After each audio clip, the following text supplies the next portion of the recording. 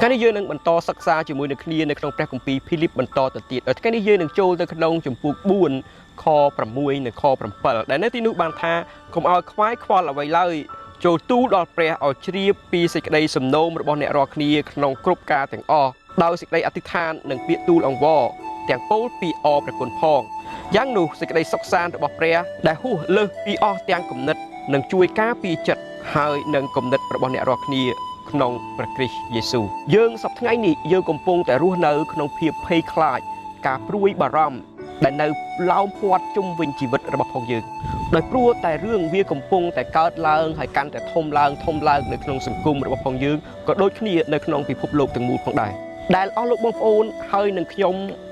មិនអាចនឹងគ្រប់គ្រងនៅស្ថានភាពហើយក៏គ្មានអ្នកណាដែលនៅលើផែនដីនេះអាចនឹងគ្រប់គ្រងនៃស្ថានភាពជាពិសេសអំពីការរាលដាលនៃជំងឺដែលកំពុងតែវាយលុកនៅក្នុងពិភពលោកយើងនេះផងដែរដែលមានតែព្រះទេដែលអាចសម្រាប់យើងអ្វីដែលយើងអាចគឺយើងអាចគ្រាន់តែសុំនៅសេចក្តីមេត្តាករុណារបស់ផងព្រះអង្គហើយយើងគ្រាន់តែមើលទៅកាន់ព្រះដោយការបន្ទាបខ្លួនប៉ុណ្ណោះហើយការមួយទៀតដែលយើងអាចនឹងធ្វើបានគឺយើងអាចនឹងរួមគ្នាអធិដ្ឋានដល់គ្រូពេទ្យទាំងអស់នោះដែលកំពុង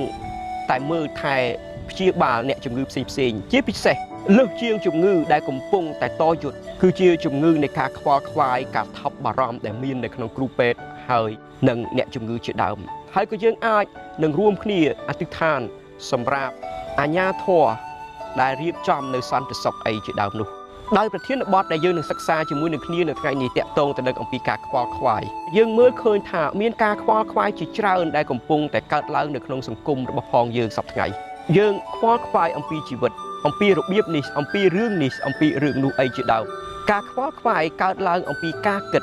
ដោយការវិនិច្ឆ័យបែបអវិជ្ជមានទៅចំពោះគំនិតឬក៏ទៅចំពោះការគិតមួយដែលធ្វើឲ្យយើងមិនអាចនឹងចាក់ចែងអំពីការគិតមួយនោះការខ្វល់ខ្វាយគឺជាបញ្ហាដល់មនុស្សគ្រប់សម័យកាលទាំងអស់បានជួបប្រទះហើយវាវិវត្តទៅរបៀបផ្សេងហើយកាន់តែធ្ងន់ធ្ងរទៅដែលដំបូងយើងចាប់ផ្ដើមខ្វល់ខ្វាយព្រួយបារម្ភអំពីប្រាក់ចំណូលតើខ្ញុំមានលុយគ្រប់គ្រាន់សម្រាប់នឹងរស់នៅដែរឬអត់តើអនាគតរបស់ខ្ញុំទៅជាយ៉ាងដូចម្ដេចតើកូនរបស់ផងខ្ញុំអនាគតរបស់ផងវានឹងត្រូវរស់នៅយ៉ាងដូចម្ដេចលោកបងប្អូនហើយនឹងខ្ញុំយើងអត់ចង់បានទេនៃការខ្វល់ខ្វាយការព្រួយបារម្ភយើងចង់បាននៅចិត្តជ្រះថ្លាចិត្តដែលវិជ្ជមានទៅកាន់អ្វីដែលនៅជុំវិញយើងចង់បានសន្តិភាពនៅក្នុងជីវិតរបស់ផងយើងសម្រាប់យើងដែលជាគ្រឹះបរិស័ទយើងមើលទៅកាន់អ្នកដែលមិនមែនជាគ្រឹះបរិស័ទយើងឃើញអំពីមូលហេតុដែលបណ្ដាលឲ្យគេមានការខ្វល់ខ្វាយគឺដោយព្រោះតែគេមានភាពមិនច្បាស់លាស់អំពីអនាគតរបស់ផងគេនិងអំពីគោលដៅរបស់ផងគេពិតប្រាកដទៅជាយ៉ាងដូចម្ដេចសម្រាប់យើងដែលជាគ្រឹះបរិស័ទប្រសិនបើយើងមិនរស់នៅក្នុងយុទ្ធការនៃជំនឿទេ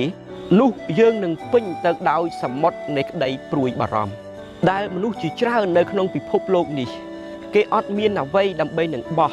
ដើម្បីឲ្យជីវិតរបស់ផងគេមានលំនឹងគេអត់មានគម្រោងហើយនឹងទីដៅពិតប្រាកដនៃជីវិតរបស់ផងគេនោះទេដែលនោះហើយគឺជាការដែលគួរឲ្យភ័យខ្លាចមែនទែននៅក្នុងខ6នេះលោកពោលបានប្រាប់ថាកុំឲ្យខ្វល់ខ្វាយអ្វីឡើយដែលនៅទីនោះគឺជាពាក្យបង្គាប់ដែលលោកបានថាឈប់បារម្ភឈប់ខ្វល់ខ្វាយប្រសិនបើមានតែខប៉ុណ្នេះប្រហែលជាអស់លោកបងប្អូននឹងចោទថាអ្នកមកពីកន្លែងណាដែលមិនឲ្យយើងដែលជាមនុស្សត្រូវឈប់ខ្វល់ខ្វាយនោះខ្ញុំចង់ប្រាប់ថាព្រះយេស៊ូវព្រះអង្គក៏បានមានបន្ទូលអំពីការនោះផងដែរហើយក៏ព្រះអង្គក៏បានប្រាប់យើងអំពីមូលហេតុដែលយើងមិនត្រូវខ្វល់ខ្វាយផងដែរដូចជានៅក្នុងព្រះគម្ពីរម៉ាថាយបាននិយាយថាកុំឲ្យខ្វល់ខ្វាយនឹងជីវិតដែលនឹងបរិភោគអ្វីឬនឹងរូបកាយដែលនឹងស្លៀកពាក់អ្វីនោះឡើយឯជីវិតតើមិនពិសេសជាងចំណីអាហារហើយរូបកាយតើមិនពិសេសជាងសម្លៀកបំពាក់ទេឬអីចូលពិចារណាមើលសត្វស្លាបនៅលើអាកាសវាមិនសាបព្រោះមិនច្រូតកាត់ឬប្រមូលដាក់ក្នុងជង្រុកផងតែព្រះវរបិតានៃអ្នកដែលគង់នៅឋានសួគ៌ទ្រង់ចិញ្ចឹមវាឯអ្នករាល់គ្នាតើគ្មានតម្លៃលើសជាងសត្វទាំងអស់នោះទេឬអីសូមកុំឲ្យច្រឡំអំពីអ្វីដែលព្រះយេស៊ូវបានមានបន្ទូលនៅកន្លែងនេះកុំព្រួយបារម្ភមិនមែនមានន័យថាយើងមិនធ្វើអ្វីនោះទេទ្រង់អត់បានមានបន្ទូលថាចូលខ្ជិលតែទ្រង់ថាកុំឲ្យខ្វាយខ្វល់អំពីជីវិតដែលវាធ្វើឲ្យគំនិតហើយនឹងឆន្ទៈរបស់ផងយើងត្រូវបាក់បែកពីគ្នានោះឡើយ ដែលនោះឯងជាអ្វីដែលទ្រង់បានមានបន្ទូលនៅទីនេះដោយទ្រង់ប្រើឧទាហរណ៍អំពីសត្វស្លាបអរបងប្អូនសាកគិតថាតើសត្វវាខ្វល់ខ្វាយអ្វីខ្លះ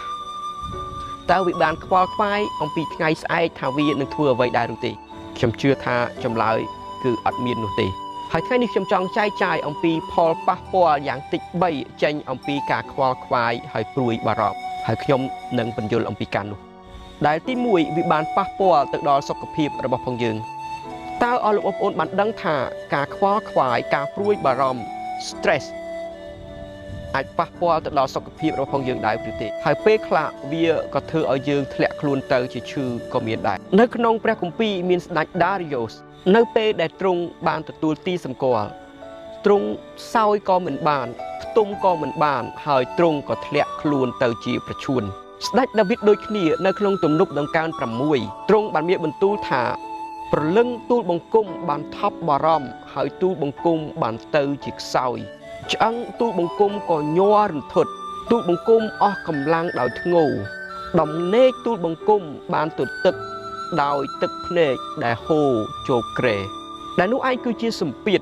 នៃការព្រួយបារម្ភហើយការខ្វល់ខ្វាយនៅក្នុងជីវិតលោកមូសេដូចគ្នានៅក្នុងជនគណនាចំពោះទី11ដែលលោកមានភាពតានតឹងជាមួយនឹងអ៊ីស្រាអែលសូមស្ដាប់នៅអ្វីដែលលោកបានអធិដ្ឋានគាត់ថាហេតុអ្វីបានជាទ្រង់ធ្វើទុកដល់ទូលបង្គំជាអ្នកបម្រើទ្រង់ដូច្នេះហេតុអ្វីបានជាទូលបង្គំមិនបានប្រកបដោយព្រះគុណនៃទ្រង់គឺទ្រង់បានផ្ទុកមនុស្សទាំងនេះជាបន្ទុកលើទូលបង្គំវិញតើទូលបង្គំជាឪពុកនៃមនុស្សទាំងអស់នេះឬតើទូលបង្គំបានបង្កើតគេមកឬអីនោះឯងគឺជាសម្ពាធនៃការខ្វល់ខ្វាយដែលជាការពិតការខ្វល់ខ្វាយកើតឡើងដល់មនុស្សគ្រប់ប្រភេទទាំងអស់ទាំងអ្នកដឹកនាំរបស់ផងព្រះទាំងអ្នកតូចទាំងអ្នកធំគ្រប់ប្រភេទទាំងអស់ដែលយើងបានដឹងហើយថាជាង 90% នៃការខ្វល់ខ្វាយវាមិនដែលនឹងបង្កើតផលអ្វីនោះទេហើយគួរតែកូនព្រះអង្គគ្រប់រូបរៀនដើម្បីរំដោះការខ្វល់ខ្វាយចេញអំពីជីវិតរបស់ផងយើងបើមិនដូច្នោះទេ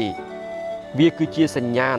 ដែលបង្ហាញប្រាប់យើងថាយើងមិនបានទុកចិត្តដល់ព្រះនោះទេការមួយទៀតដែលខ្ញុំចង់ចែកចាយដល់អស់បងប្អូនដែលការខ្វល់ខ្វាយវាប៉ះពាល់ទៅដល់ផ្លូវគំនិតនិងសតិអារម្មណ៍របស់ផងយើងអ្វីដែលបង្កឲ្យយើងមានភាពខ្វល់ខ្វាយគឺភាពអត់បានទទួលនៅចម្លើយមនុស្សយើងតែងតែចង់បាននៅចម្លើយយើងចង់ដឹងពេលវេលាពេលណាថ្ងៃណាយើងចង់ដឹងពីមូលហេតុនេះពីមូលហេតុនោះតើនឹងមានអ្វីកើតឡើងសម្រាប់ខ្ញុំតើអនាគតរបស់ផងខ្ញុំនឹងទៅជាយ៉ាងដូចម្តេចដែលការខ្វល់ខ្វាយទាំងអស់នោះហើយវាធ្វើឲ្យយើងវិលវល់នៅក្នុងគំនិត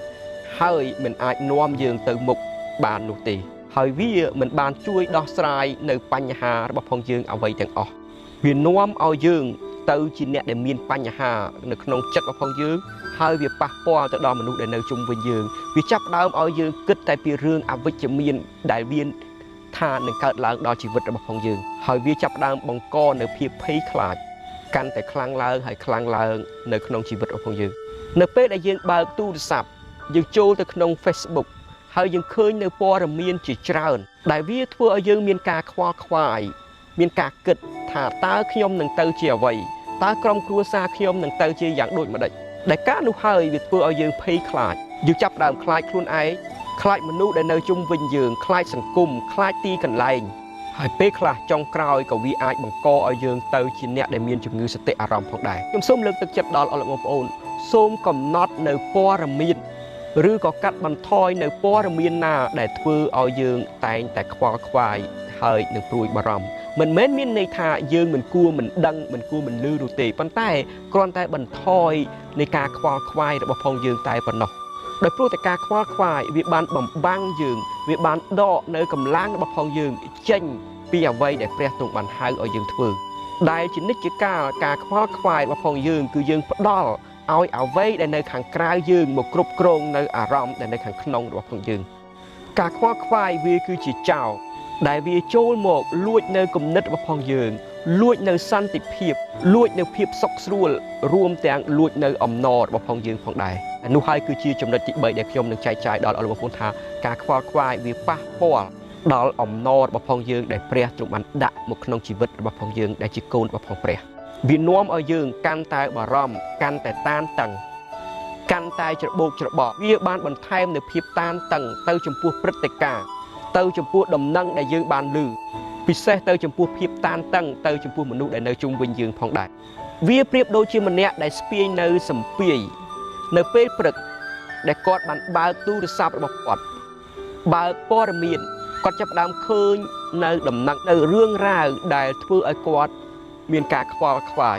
ដែលការខ្វល់ខ្វាយនោះវាប្រៀបដូចជាការដែលយើងចាប់ផ្ដើមប្រមូលនៅដុំថ្មម្ដងមួយដុំដាក់ចូលទៅក្នុងសំពាយដែលយើងកំពុងតែស្ពាយនោះហើយនៅដល់ពេលល្ងាចវានឹងកាន់តែធ្ងន់ឡើងដល់ជីវិតរបស់ផងយើងហើយពេលខ្លះ